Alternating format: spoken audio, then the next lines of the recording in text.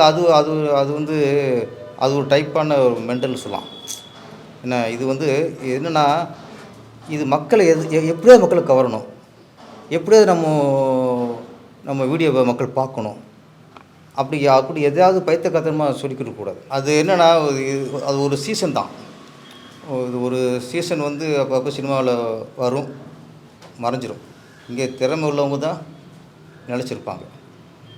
Instagram அதெல்லாம் அவங்க பொழுதுபோக்கு பண்ணுறவங்க. ஆனால் இங்கே சினிமாவில் இதே பொழப்பா இருக்காங்கல்ல. அப்போ இதே பொழப்பு நடிப்பு தான் பொழப்பு, நடிப்பு தான் எங்களுடைய தொழில், நடிப்பு தான் எங்கள் வாழ்வாதாரம் அப்படின்னு எத்தனை நடிகர்கள் வாழ்கிறாங்க. நீங்கள் அவங்களாம் விட்டுட்டு ஒரு பொழுதுபோக்காக இன்ஸ்டாகிராமில் பண்ணுறவங்க ரீல்ஸ் பண்ணுறவங்கள போய் நடிக்க வச்சிங்கன்னா, இந்த தொழிலை நம்பி சினிமாவே நம்பி இருக்க தொழிலாளர்களுக்கு, நடிகர்களுக்கு நீங்கள் துரோகம் பண்ணுறீங்க.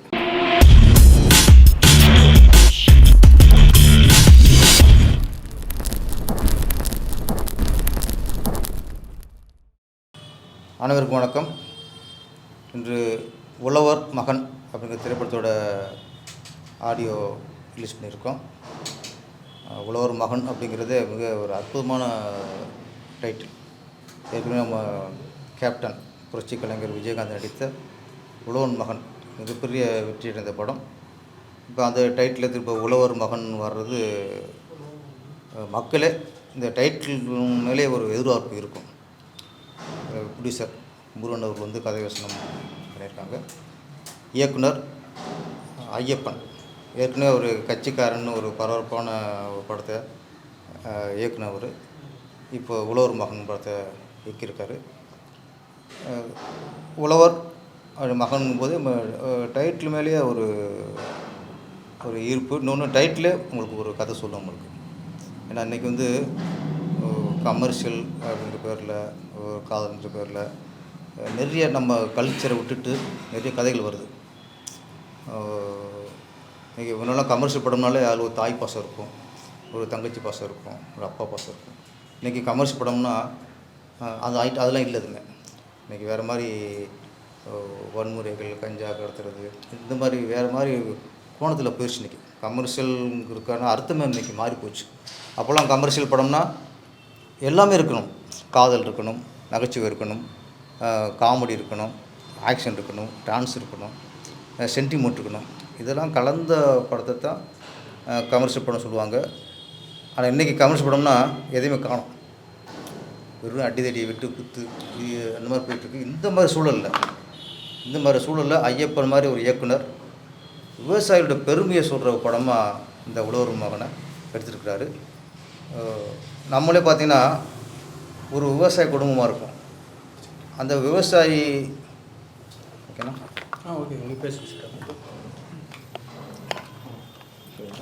விவசாய குடும்பமாக இருக்கும்.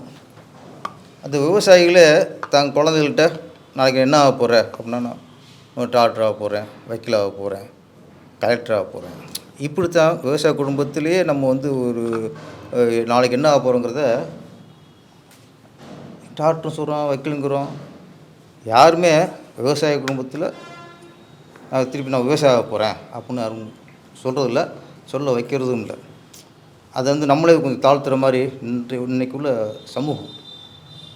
இன்றைக்கி வந்து ஒரு முதலமைச்சர் பையன் முதலமைச்சர் ஆகிறாப்புல, ஒரு மந்திரி பையன் மந்திரி ஆகிறாப்புல, ஒரு டாக்டர் பையனை டாக்டர் ஆக்கிறாங்க, கலெக்டர் பையனை கலெக்டர் ஆக்க முயற்சி பண்ணுறாங்க. ஆனால் விவசாயியோட மகனை விவசாயம் ஆக்குறாங்களா? அது இன்றைக்கி கேள்விக்குறி தானே. அப்போ விவசாயங்கிறது என்னமோ இன்றைக்கி அது ஒரு தீண்டத்தகாத மாதிரி ஆகிப்போச்சு. விவசாயியே இன்றைக்கி ஒரு தீண்டாமை மாதிரி இன்றைக்கி ஆகிப்போச்சு. நம்ம அன்னன்னைக்கு நம்ம சாப்பிடலன்னா உசுறு போச்சு. 3 நாள் பட்டினி தான் உசுறு போச்சு. நம்ம உசுரை காப்பாற்றுறது முதல்ல விவசாயி தான். அப்போ நம்ம வாழ்க்கையை காப்பாற்றுறது, வசதிக்கு பண்ணுறது, மற்றதெல்லாம் அதுக்கப்புறம் அரசியல் மற்றதெல்லாம். முதல்ல விவசாயம் தான் நம்மளுடைய 2ஆம் தாய். முதல் தாய் நம்மளுக்கு தாய்ப்பால் கொடுத்து காப்பாற்றின பெத்த தாய். அதுக்கப்புறம் நம்ம உணவுன்னு நம்ம விவசாயி கொடுத்து தான் சாப்பிட்றோம். அப்போது 2ஆம் தாயான விவசாயியை பற்றி இன்றைக்கி யாரும் கவலைப்படுறதில்ல. அந்த கவலை அதோட வழியில் ஒரு அக்கறையோடு இந்த படத்தை நம்ம ஐயப்பன் இயக்கியிருக்கிறாரு. தயாரிப்பாளர் இந்த படத்துக்கு கதை வசனம் எழுதியிருக்காங்க. சமூக அக்கறையோடும் குறிப்பாக ஒரு விவசாயி மேல் உள்ள அக்கறையோடு விவசாயம் எந்த அளவுக்கு நாட்டுக்கு தேவைங்கிறத வலியுறுத்த ஒரு விழிப்புணர்வு உண்டாகுது இந்த உழவர் மகன். இந்த உழவர் மகன் மிகப்பெரிய வெற்றி அடைய வேண்டும். மக்கள் இந்த மாதிரி படத்துக்கு சப்போர்ட் பண்ணி இயக்குனர் ஒரு சிறந்த இயக்குனராக, ஒரு பெரிய இயக்குனராக உருவாக்கணும். இந்த படம் வெற்றி மூலயமா அடுத்தடுத்து தொடர்ந்து நம்ம முருகன் அவர்கள் படங்களை தயாரிக்க வேண்டும். இந்த டீமுக்கு என்னுடைய ஒட்டுமொத்த வாழ்த்துக்கள். சார், இப்போ நீங்கள் சொன்னீங்க, இப்போ இருக்கிற ஒரு ரீச்சுக்காக இன்ஸ்டாகிராமில் இருக்கவங்கலாம் கூப்பிட்டு நடிக்க வைப்பாங்க. அதை பற்றி எவ்வளோ நடிகர்கள், திறமையான நடிகர்கள்லாம் இருக்காங்க. ஒரு ரீச் வேணும், ரீச் கிடைக்கணுன்றதுக்காக இப்படி பண்ணுறாங்க சார். அது என்னென்னா, அது ஒரு சீசன் தான். இது ஒரு சீசன் வந்து அப்பப்போ சினிமாவில் வரும், மறைஞ்சிரும். இங்கே திறமை உள்ளவங்க தான் நினச்சிருப்பாங்க. இன்ஸ்டாகிராம் அதெல்லாம் அவங்க பொழுதுபோக்கு பண்ணுறவங்க. ஆனால் இங்கே சினிமாவில் இதே பொழப்பாக இருக்காங்கல்ல, அப்போ இதே பொழப்பு, நடிப்பு தான் பொழப்பு, நடிப்பு தான் எங்களுடைய தொழில், நடிப்பு தான் எங்கள் வாழ்வாதாரம் அப்படின்னு எத்தனை நடிகர்கள் வாழ்கிறாங்க. நீங்கள் அவங்களாம் விட்டுட்டு ஒரு பொழுதுபோக்காக இன்ஸ்டாகிராமில் பண்ணுறவங்க, ரீல்ஸ் பண்ணுறவங்கள போய் நடிக்க வச்சிங்கன்னா இந்த தொழிலை நம்பி, சினிமாவே நம்பி இருக்க தொழிலாளர்களுக்கு, நடிகர்களுக்கு நீங்கள் துரோகம் பண்ணுறீங்க. குறிப்பாக அதில் ஒருத்தர் வந்து பெரிய நடிகர்களே தரக்குறவா பேசுகிறது, அவங்களோட நான் பெரிய நடிகன்ற மாதிரி சொல்லிட்டு தெரியுது. இல்லை, அது அது அது அது வந்து அது ஒரு டைப்பான ஒரு மென்டல் சொல்லலாம். என்ன இது வந்து என்னென்னா, இது மக்களை எப்படியாவது மக்களை கவரணும், எப்படியாவது நம்ம வீடியோவை மக்கள் பார்க்கணும். அப்படி எதையாவது பைத்தியக்காரத்தனமாக சொல்லிக்கிட்டு கூடாது. நீங்கள் உங்கள் திறமையை வெளிப்படுத்துங்க. உங்கள் திறமையை வெளிப்படுத்தி நீங்கள் வியூவர்ஸை சம்பாதிங்க. ஒரு இன்னொரு நடிகரோட நான் நடிகன் அப்படிங்கும்போது அந்த நடிகரோட ரசிகர்லாம் மனசு வேதனைப்படும்ல. இது அபத்தமானதுங்க. இது இன்னொருத்த கம்பேர் பண்ணுறதே மனிதன் செய்கிற மிகப்பெரிய ஒரு கெட்ட பழக்கம். இது வந்து ஒரு சீர்பலத்தனமாக இருக்குது. இது வந்து பொதுத்தளத்தில் போட்டு அவங்களுக்கு பெரிய ஆளாக்கிட்டு சில நேரத்தில் பார்த்தா ஒரு அரை நிமிஷம் பார்க்கும்போதே நம்ம அதை தாண்டி போயிடும். இதெல்லாம் முழுசாக பார்க்குறக்கே நம்மளுக்கு மனசு உடம்புல என்ன இதெல்லாம் ஒரு வீடியோன்ட்டு இவங்க பேசுகிறாங்க, கேட்க வேண்டியிருக்குன்ட்டு. நீங்கள் நகைச்சுவையாக பண்ணுங்கள், பொழுதுபோக்காக பண்ணுங்கள். மக்கள் கவர்றதுக்கு எத்தனையோ விஷயங்கள் இருக்குது, அதை பேசுங்க. ஒரு பக்கம் பார்த்தா ரொம்ப ஆபாசமாக, ஒரு பக்கம் ரொம்ப ஆபாசமாக, சிலதெல்லாம் பொம்பளைன்னு தெரில, எப்படி இதெல்லாம் வீடியோன்னு பதிவு பண்ணி போடுறாங்கன்னு தெரில. அப்படி ஆபாசத்தின் உச்சமாக சிலர் பண்ணுறாங்க. சிலர் இந்த மாதிரி ஒரு நகைச்சுவைன்னு உச்சமாக பண்ணுறாங்க. சிலர் அபத்தத்தின் உச்சமாக பண்ணுறாங்க. இதெல்லாம் கொஞ்சம் கண்ட்ரோல் பண்ணணும். இது வந்து எல்லாத்தையும் ஈஸியாக எல்லாத்துக்கும் சுதந்திரம் கொடுத்துடக்கூடாது. பத்திரிக்கை சுதந்திரங்கிறது ஒன்று இருக்குது. அதுக்கு அது வந்து தவறாக சிலது இந்த மாதிரி சில ஆட்கள் அவங்கள போய் பேசி அவங்களையும் கொஞ்சம் பெரிய ஆளாகிவிட்டு இதெல்லாம் கொஞ்சம் அவங்கள கண்டுக்காமட்டால் அவங்கள கொஞ்சிடுவாங்க. சார், விவசாயி ஆக்குறாங்களான்னு ஒரு கேள்வி கேட்டீங்க. பட் ஆனால் விவசாயத்திற்கான தேவைகள் இருக்குது. அதை இப்போ இன்னும் மேம்படுத்தி கொண்டு போக வேண்டிய அதுலேயும் சம்பாதிக்கிறவங்க இருக்கிறாங்க. ஆனால் திருப்பி நம்ம வந்து விவசாயியை மாற்றணுமா அப்படின்ற ஒரு கேள்வி மட்டுமே வைக்கிறோம். பட் அதுக்கு கொண்டு வர்றதுக்கான முயற்சி வேணும் இல்லையா? சந்தைப்படுத்துதல் இல்லை எப்படி பண்ணுறாங்கன்றது பண்ணலாம், மட்டும் பண்ண முடியும். ஐடியே வந்து அப்படி தான் சந்தைப்படுத்தியிருக்காங்க. ஐடின்னு ஒரு காலத்தில் கொண்டு வந்து இப்போ அது வந்து இப்போ எடுத்து கொண்டு போய் நிற்கிது. அப்போ விவசாயத்துக்கு அது மாதிரி எதுவும் விவசாயம் நான் என்ன சொல்கிறேன் சார், இப்போ ஒரு பொருளை நான் உற்பத்தி பண்ணுறேன். நான் ஒரு பொருளை உற்பத்தி பண்ணும்போது அதை நான் வந்து 100 ரூபாய்க்கு உங்களுக்கு கொடுக்குறேன். ஒரு பொருளை நீங்கள் அதை எவ்வளோக்கு விற்கலாம்? நான் தான் உற்பத்தி பண்ணுறேன், நான் தான் அதை முறைப்படுத்தி எல்லாம் பண்ணி உங்கள்கிட்ட ஒரு பொருளாக முழுமையாக ஒப்படைக்கிறேன். 100 ரூபாய்க்கு வாங்குறீங்க, அதை நீங்கள் எவ்வளோ லாபத்துக்கு விற்கலாம்? ஒரு 110, ஒரு 120, 150, 150 வச்சுங்க. ஆனால் 100 ரூபாய்க்கு வாங்குறத நீங்கள் 400 ரூபாய்க்கு விற்பீங்க. நான் கஷ்டப்பட்டு வெயிலில் காஞ்சு நான் ராப்போலாம் போராடி நான் உற்பத்தி பண்ண பொருளை நான் 100 ரூபாய்க்கு விற்கும்போது நீங்கள் 400 ரூபாய்க்கு விற்று 300 ரூபா லாபம் நீங்கள் அடைவீங்க. இப்போ யார் இங்கே பைத்தியக்காரன்? விவசாயிகள்கிட்ட நீங்கள் எவ்வளோக்கு வாங்குறீங்க? கொள்முதல் எவ்வளோ வாங்குறீங்க? இங்கே இந்த சென்னையில் கொண்டு வந்து இது விற்கிறது எவ்வளோ விற்கிறீங்க? ஒரு காய்கறியை பார்த்துங்க. நீங்கள் காய்கறியை விவசாயிகள்கிட்ட 1 கிலோ கத்திரிக்காய் எவ்வளோக்கு வாங்குறான்னு விசாரிங்க. நீங்கள் இங்கே சென்னையில் அது எவ்வளோக்கு விற்கணும்னு விசாரிங்க. இங்கே உற்பத்தி பண்ணுறவன் சொற்பத்துக்கு விற்கிறான் சார். லாபம் சம்பாதிக்கிறவன் 4 மணிக்கு 5 மணிக்கு சம்பாதிக்கிறான். நீங்கள் விவசாயிகிட்ட நீங்கள் 400 ரூபாய்க்கு விற்கும்போது விவசாயிகிட்ட 200 ரூபாய்க்கு வாங்குங்கிறான். 2 மணிக்கு சம்பாதிங்க. இங்கே தான் அவன் அடிபடுறான் சார். அவன் வந்து அவன் ஒரு லாபத்தையே பார்க்க முடியாது ஃபஸ்ட்டு. அவன் உழைப்புக்கு நான் சொல்கிறேன், இந்த 100 நாள் வேலை திட்டு போகிறாங்கல்ல, ஒரு நாளைக்கு எவ்வளோ அவங்களுக்கு? சாதாரண நம்ம ஒரு எலக்ட்ரிஷனை கூப்பிட்றோம் வீட்டுக்கு, ஒரு நாளைக்கு 800 700 குறைஞ்சி வரதில்லை. அப்போ சாதாரண ஒரு ஒரு ஒரு கொத்தனாரோ ஒரு சித்தாலோ இவங்களுக்கு ஒரு நாள் கூலி குறைஞ்சி 800 வருது இன்றைக்கி. ஆனால் விவசாயி ஒரு நிலத்தை உழுது இப்போ நாற்று தூவி நாற்று நட்டு அதை விளைச்சல் உருவாக்கி கருது அறுத்து இதெல்லாம் வீட்டில் கொண்டு வந்து சேர்த்து அது நெல்லை ஒரு மூட்டை கட்டி அந்த மூட்டை விற்கிறதுக்கு எத்தனை வருஷம் பாடுபட்டுருக்கான். நீங்கள் இந்த கூலி கணக்கு பாருங்கள், ஒன்றும் வராது சார். 10 நாள் கூலி கணக்கு வராது சார் ஒரு மூட்டை கணக்கு. அப்போ நீங்கள் அவனுக்கான உழைப்புக்கான மரியாதையை கொடுக்கணும்னா அதுக்கான ஊதியத்தை கொடுக்கணும். அது அரசாங்கம் அதை நிர்ணயம் பண்ணணும். நீ அவன்கிட்ட வந்து அடிமாட்டு ரேஞ்சுக்கு வாங்கிக்கோ, நீ எவ்வளோ வேணாலும் விற்றுக்கோ. இங்கே தானே உங்களுக்கு விவசாயி கஷ்டப்படுறான். நீங்கள் அவனுக்கு உழைப்புக்கு ஏற்ற ஊதியத்தையும் அந்த விலையும் கொடுத்தீங்கன்னா இங்கே சத்தியம் சொல்கிறேன், இந்த எந்த வருஷம் கஷ்டப்பட மாட்டான். நம்ம 100 நாள் வேலைக்குன்னு போய் சும்மா உட்காரலுக்கு கொடுக்குற காசு கூட விவசாயிக்கு இல்லை சார். இன்றைக்கி விவசாயம் பார்க்குறக்கு ஆள் இல்லை சார் கிராமங்களில். ஏன்னா இன்றைக்கி 100 நாள் திட்டம் சொல்லி எல்லோரும் சோம்பேறியாக்கி மரத்தில் உட்கார வச்சு இன்றைக்கி சம்பளம் கொடுத்துட்டாங்க. அங்கே கூலி வேலைக்கு நாற்று கூப்பிட்டாலோ உளுர கூப்பிட்டாலோ பார்க்குறாங்க, அங்கே சும்மா உட்காந்தா இவ்வளோ கிடைக்குது, இங்கே போய் உழைச்சோம்னா இவ்வளோ தான் கிடைக்குன்னா நீங்கள் உழைக்கிறது தயாரில்லை சார். நான் சொல்கிறேன், கிராம மக்களே நீங்கள் கெடுத்து குடிச்சுராக்கிருக்கீங்க. இன்றைக்கி விவசாய ஆள் இல்லை.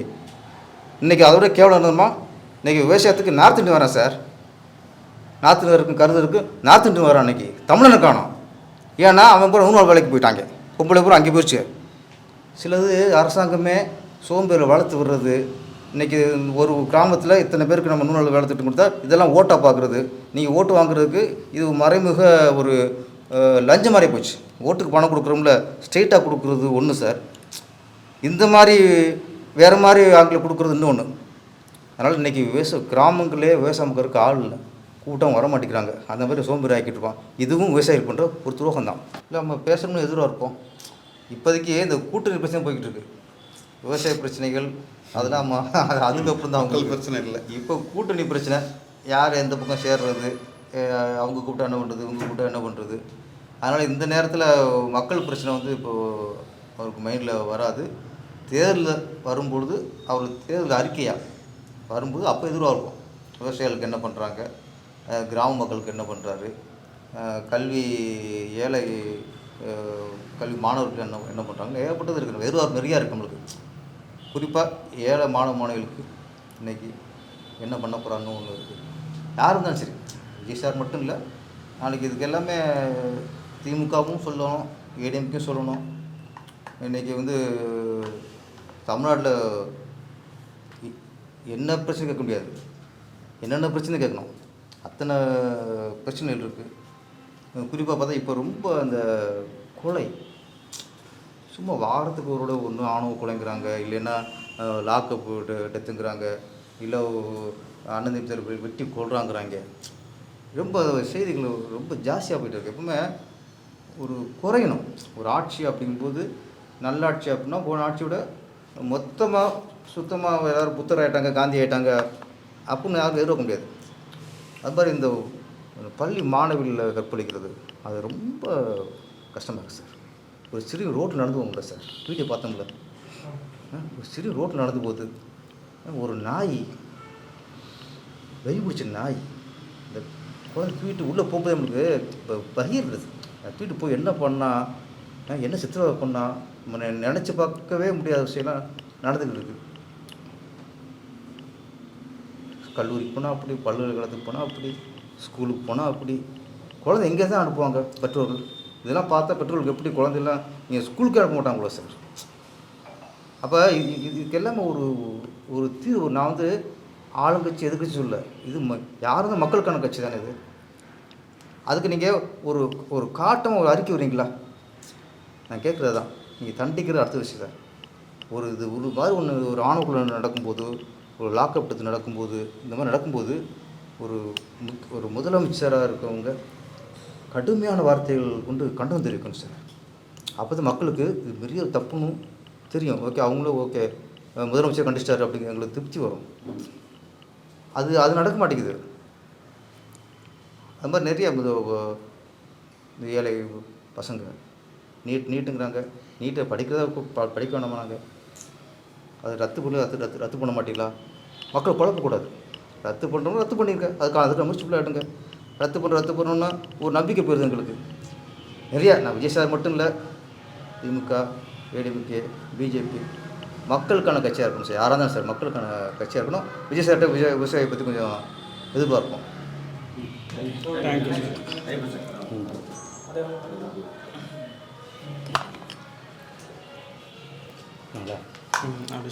சார். சுபலட்சுமி பிலிம் சார்பாக கே. முருகன் அவர் சார்பில் ஆகஸ்ட் 8ஆம் தேதி வெளியாக உள்ள உழவர் மகன் திரைப்படத்தின் இசை மற்றும் ட்ரெய்லரை வெளியிட்ட இயக்குனர் திரு பேரரசு அவர்களுக்கு என்னுடைய நன்றியை தெரிவித்துக் கொள்கிறேன். ஒரு நிமிஷம் நான் கேட்டுக்கிறேன். ஓகே, உழவர் மகன் டைட்டில் வச்சுருக்கேன். ஆமாம் சார். இன்னும் விஜயகாந்த் வந்து உழவர் மகன்னு ஆமாம் சார். நடிச்சு பெரிய ஹிட்டு கொடுத்தாரு. ஆமாம் சார். ஓகே, அது வந்து அந்த டைட்டிலுக்கும் இந்த டைட்டிலுக்கும் என்ன தொடர்பு, எதனால் வச்சு அதை? இன்றைக்கி விவசாயம் அன்றைக்கி இல்லாமல் விவசாயம் ரொம்ப நல்லா இருந்துச்சு அப்போ. ஆனால் இப்போ வந்து விவசாயம் ரொம்ப பாதாளத்துக்குள்ளே போயிட்டுருக்கு. அது வெளியே கொண்டு வரணும். அது மட்டும் இல்லாமல் விவசாயிகள் பட அவலங்களையும் அவங்களுடைய விவசாய நிலங்கள் எப்படி வந்து மற்றவங்கள கையில் படிக்கிறது, அது முன்னாடி விவசாய வளர்ச்சிக்கு என்ன செய்யணும் அப்படின்னு என்ன தோணுச்சு. அப்போ சார் முதல்ல படம் பண்ணான்னு எனக்கு கூப்பிட்றப்ப நாங்கள் ஒரு நிறைய கதை சொன்னேன். ஆனால் அவர் சொன்னது விவசாயத்தை பற்றி பல விஷயங்களை வெளியே கொண்டு வரணும் அப்படின்னு சொன்னார். அதுக்காக தான் சாருடைய முயற்சியால் அந்த கதையை உருவாக்கணும். தயாரிப்பாளர் எல்லாருக்கும் மீடியா நண்பர்கள்லாம் வணக்கம். எங்களெல்லாம் மதித்து வந்த பேரரசு சார் டைரக்டருக்கும் என்னுடைய மனமாக நன்றி தெரிவிச்சுக்கிறேன். இந்த மாதிரி அரேஞ்ச்மெண்ட் பண்ணி கொடுத்த சாருக்கும் நன்றி தெரிவிச்சுக்கிறேன். சரவணன் சாருக்கும். இப்போ இந்த கதையை பார்த்தீங்கன்னா உழவர் மகன் அப்படிங்கிற வந்து விவசாயம் வந்து அடிப்படை விவசாயி ஒரு பயிரை விளைவிச்சு அதை காசாக்கிறதுக்கு எவ்வளோ கஷ்டப்படுறான் அப்படிங்கிற கட்டணம் இது இருக்குது. அதுக்குள்ள ஆழமான காதல் இருக்குது. மனசுக்கு ரொம்ப ஆழமான காதலை நாங்கள் சொல்லியிருக்கோம். இதை படத்தை போய் பார்த்தா தான் அது தெரியும். உங்களை மாதிரி வீடியோ நேயர்களும் இதை வந்து மக்கள்கிட்ட கொண்டு போய் சேர்க்கணுங்கிறத என் மனமார்ந்த நன்றியை தெரிவிச்சுக்கிறேன். நீங்கள் எங்களுக்கு ஒத்துழைப்பு கொடுப்பீங்கன்னு பார்க்குறேன். நன்றி. நீங்கள் எந்த ஊர்? சொந்த ஊர் காட்டுப்படுறோம் சார், பண்ருட்டிக்கு பக்கம். ஓகே, விவசாயம்? ஆமாம் சார், விவசாயம் சார். உங்கள் ஊரில் விவசாயம் எப்படி இருக்குது? விவசாயம்லாம் இப்போ ரொம்ப நாசமாக போயிட்டு இருக்கு சார். போயிடுச்சு. Okay okay okay. அரசாங்கம் வந்து சார் நம்ம விவசாயிகளுக்கு என்ன பண்ணால் நல்லதுன்னு நினைக்கிறீங்க? இப்போ வந்து அது இப்போ அவங்களே திணறாங்க சார். என்ன பண்ணான்னு சொல்லி அது கவர்மெண்ட்டே திணறிட்டு இருக்கும்போது எதுவுமே பண்ணாமல் நல்லா இருக்கும். இப்போ சொன்னீங்களா இப்போ மக்கள் நல்லா தான் சார் இருக்குது. அவங்களும் வந்து சோம்பேறாங்க. நீங்கள் சொன்னீங்களா சார், மக்களை வந்து சோம்பேறாக்க சொல்கிறாங்க. இப்போ அரிசி கொடுக்குறேன், பருப்பு கொடுக்குறேன், எல்லாமே இப்போ மக்கள் வந்து எல்லாமே நல்லா முன்னேற்ற பாதையில் இருக்குன்னு சொல்கிறாங்க. ஆனால் மக்கள் எல்லாமே பெருசாக இருக்கான்னு சொல்கிறாங்க. அதே பெருசாக இருக்கிறவங்களுக்கு ஒரு கிலோ அரிசி போட்டு ஓசி அரிசி போட்டு அழகு பார்க்குறது இந்த கவர்மெண்ட்டு தான், ஓசி அரிசி போகிறதும் இந்த கவர்மெண்ட்டு தான். சுதந்திரம் அடைஞ்சு 75 வருஷம் தாண்டியாச்சு சார். இன்றைக்கும் இலவசங்கிற வார்த்தை இருக்கிறதே இருக்குது சார். நம்ம சுதந்திரம் அடைஞ்சு பிரயோஜனம் என்ன இல்லை? கண்டிப்பாக கண்டிப்பாக இல்லை சார்.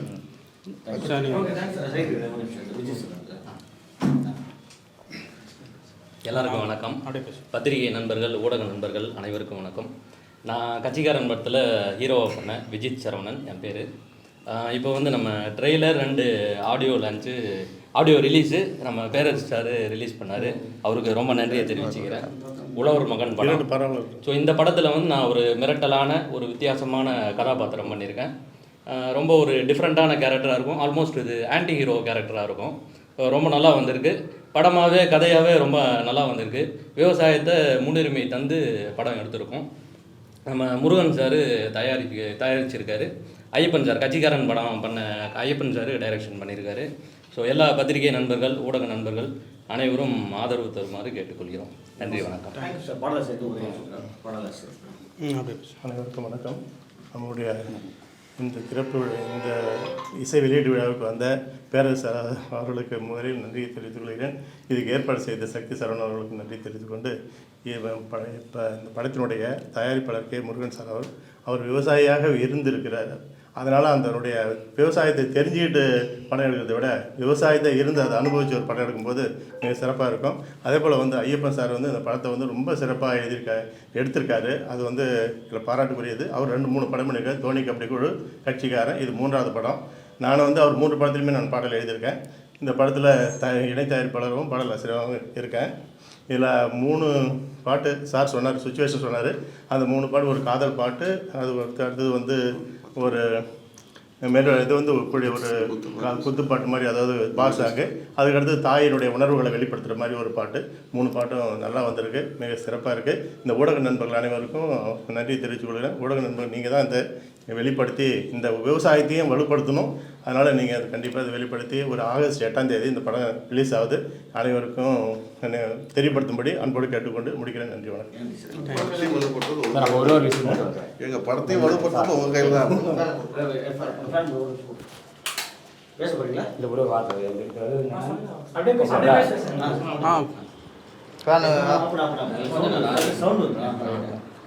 இந்த படம் வெற்றி அடைந்து அதில் வரும் வருமானத்தை மாவட்டத்தில் உள்ள ஒவ்வொரு நலிவடைந்த விவசாயிகளுக்கும் நாங்கள் உதவி செய்கிறோம்னு இருக்கோம். அதனால் மக்களையாக நீங்கள் தேட்டருக்கு போய் இந்த படத்தை பார்த்து உதவி பண்ணிங்கன்னா நீங்கள் விவசாய வளர்ச்சிக்கும் விவசாயிகளுக்கும் உதவி பண்ணதாக இருக்கணும் வேண்டி விரும்பி இந்த படத்தை தேட்டரில் போய் பார்க்கணும்னு கேட்டுக்கொள்கிறோம். நல்ல விஷயம் தமிழ் பண்ணுவோம்.